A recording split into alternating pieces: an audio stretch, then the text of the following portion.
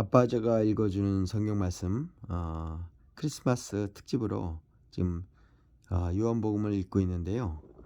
지금 계속 한파 그 알림이 뜨는 바람에 제 휴대폰으로 촬영하고 있는데 또 이렇게 끊어져 버렸습니다. 그래서 오늘 3부작으로 어떤 일이 있어도 오늘 요한복음을 다 읽을 수 있을까요? 아무튼 지금 저녁 먹기 전에 아무튼 최대한 읽어보려고 합니다. 자, 그러면 다시 말씀을 준행하도록 하겠습니다. 봉독하겠습니다.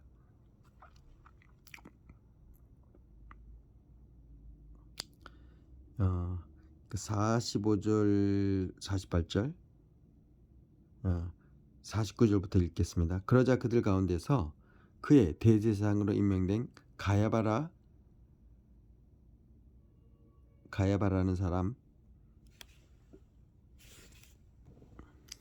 사람이 말했다. 여러분은 아무것도 모르겠소. 한 사람이 이 백성을 위해 죽는 것이 민족 전체가 멸망하는 것보다 우리에게 낫다는 것을 알지 못한단 말이요. 이것은 그가 스스로 한 말이 아니라 그의 대제사장으로서 뜻하지 않게 예언한 것이다.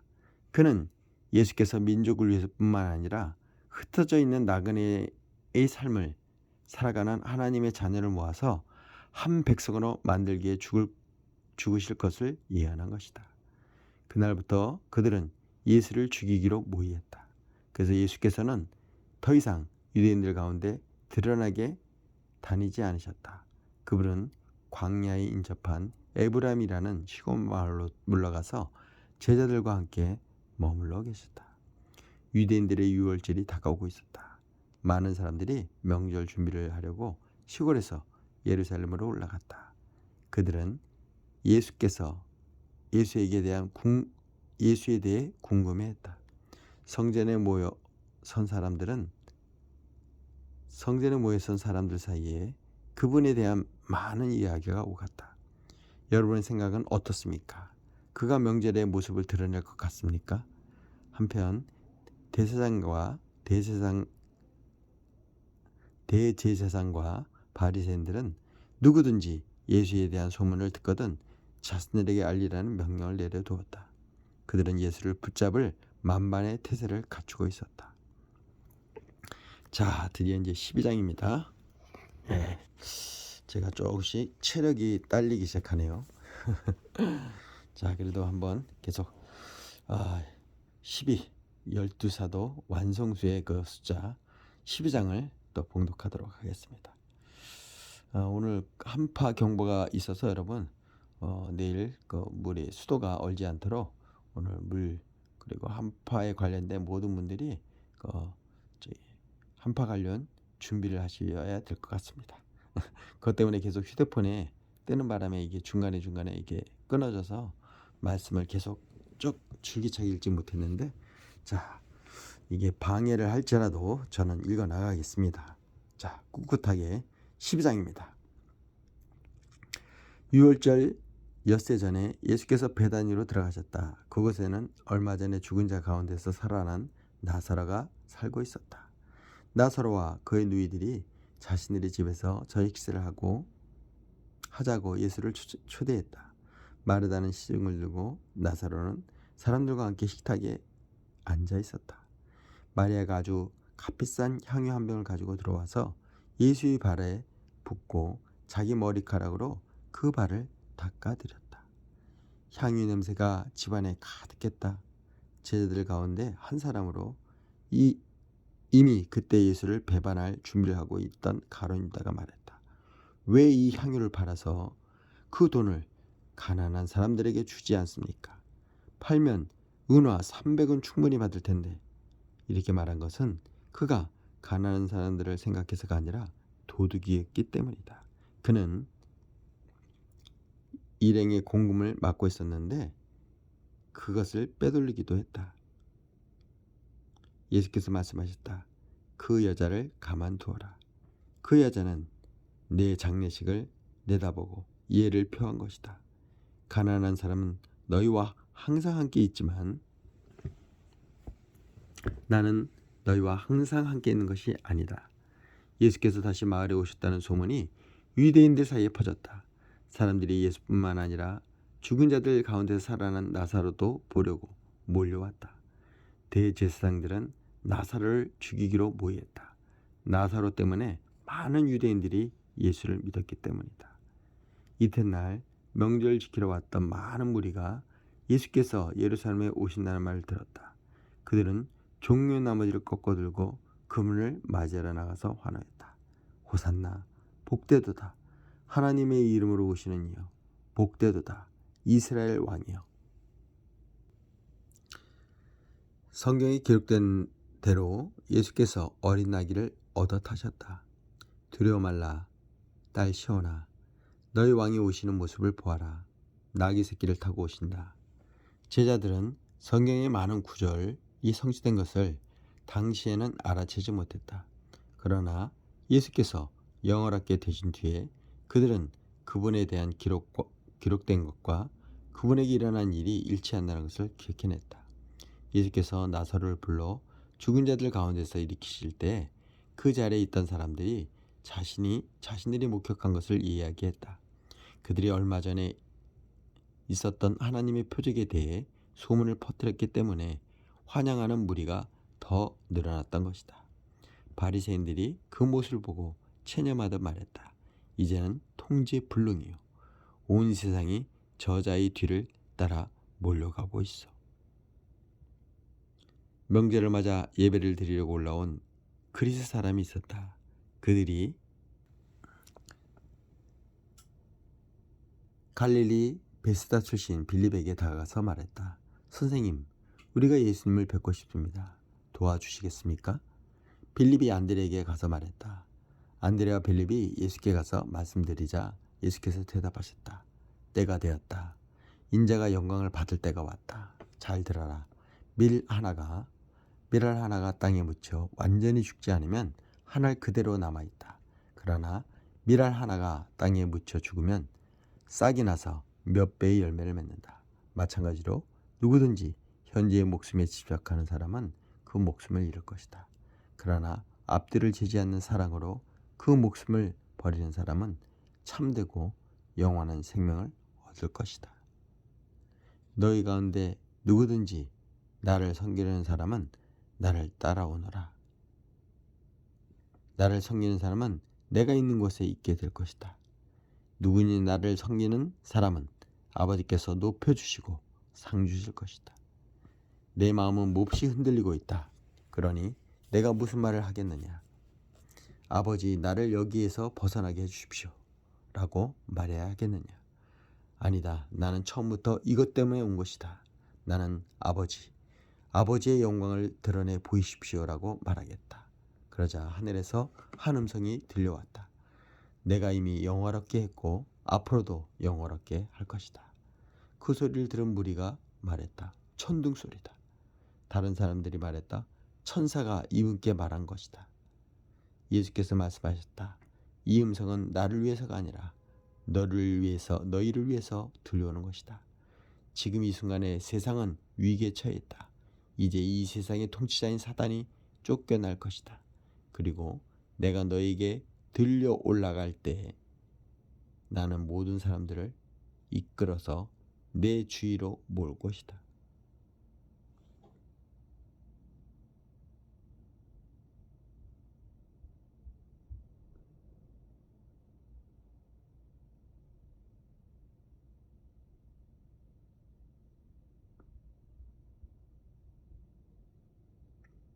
예수께서 말씀하셨다. 이 음성은 나를 위해서가 아니라 너희를 위해서 들려오는 것이다. 지금 이 순간에 세상은 위기에 처해 있다. 이제 이 세상의 통치자인 사단이 쫓겨날 것이다. 그리고 내가 이 땅에서 들려 올라갈 때 나는 모든 사람을 이끌어 내 주위로 모을 것이다. 예수께서 이렇게 말씀하신 것은 자신이 어떤 죽임을 당할지 보여주시려는 것이었다. 무리 가운데 대답하는 소리가 들려왔다. 우리는 하나님의 율법에서 메시아가 영원히 계신다고 들었습니다. 그런데 선생님은 인자가 들려야 한다고 하시니 어째서 그래야 합니까? 선생님이 말씀하신 인자가 누구입니까? 예수께서 말씀하셨다. 빛이 너희 가운데 있는 것은 잠시뿐이다. 빛이 너희 가운데 있는 동안 다녀라. 그래서 어둠이 너희를 멸하지 못하게 하라. 너희가 어둠 속에 다니면 자신이 어디로 가는지 알지 못한다. 빛이 너희와 함께 있는 동안은 그 빛을 믿어라. 그러면 그 빛이 너희 안에 있으면서 너희 삶을 속속들이 비춰줄 것이다. 너희는 빛의 자녀가 될 것이다. 예수께서 이 모든 말씀을 하시고 나서 몸을 숨기셨다. 예수께서 이 모든 하나님의 표적을 보여주셨지만 그들은 받아들이지도 않았고 그분을 신뢰하지도 않았다. 이 일로 예언자가 이사야의 말이 옳다는 것이 확인되었다. 하나님, 우리가 전한 말을 누가 믿었습니까? 하나님께서 팔을 뻗어 행하려고 하시건만 누가 그것을 알아보았습니까? 처음에 그들은 믿으려 하지 않았고 나중에는 믿을 수도 없었다. 이 또한 이사야가 말한 것과 같았다. 그들의 눈은 멀었고 그들의 마음은 완고해졌으며 이는 그들이 눈으로 보고 마음으로 깨달아서 나 하나님께로 돌아와 내게 고침을 받지 못하게 하려는 것이다. 이것은 이사야가 메시아를 통해 폭포수처럼 쏟아지는 하나님의 빛을 스치듯 보고 나서 한 말이다. 한편 지도자들 가운데서도 상당수가 믿었다. 그러나 바리새인들 때문에 자신들의 믿음을 밖으로 드러내지 않았는데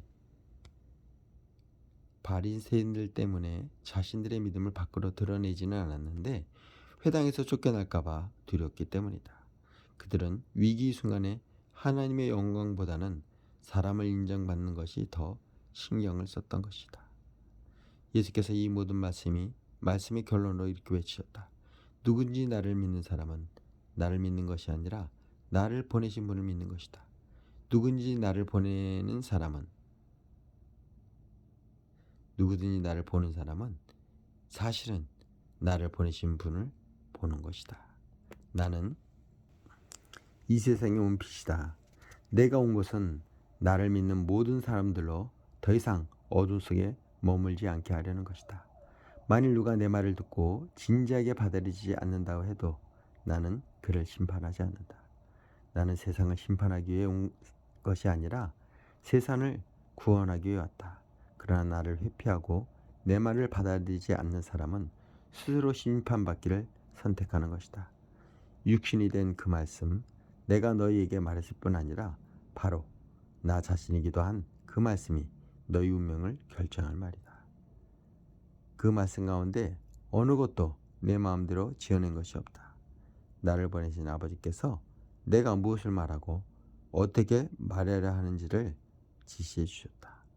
나는 아버지의 명령이 어떤 열매를 맺는지 정확히 안다. 그것은 참되고 영원한 생명이다. 내가 할 말은 이것이 전부다.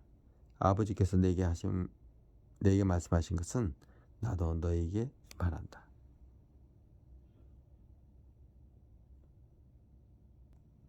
자, 이제 요한복음 13장입니다. 자, 13장 6월절 직전에 예수께서는 이 세상을 떠나 아버지께로 가야 할 때가 된 것을 아셨다. 예수께서는 자신의 소중한 동료들을 사랑하시되 끝까지 사랑하셨다. 저녁 식사 때가 되었다. 이때 이미 마귀는 가룟 사람 시몬의 아들 유다를 단단히 붙잡고서는 예수를 배반하도록 준비를 마친 상태였다. 예수께서는 아버지께서 자기에게 모든 것을 맡기셨다는 것과 자기가 하나님께로부터 왔다가 하나님께로 돌아갈 것을 아셨다. 예수께서 저녁 식탁에서 일어나 겉옷을 옆에 두르시고 수건을 두르셨다.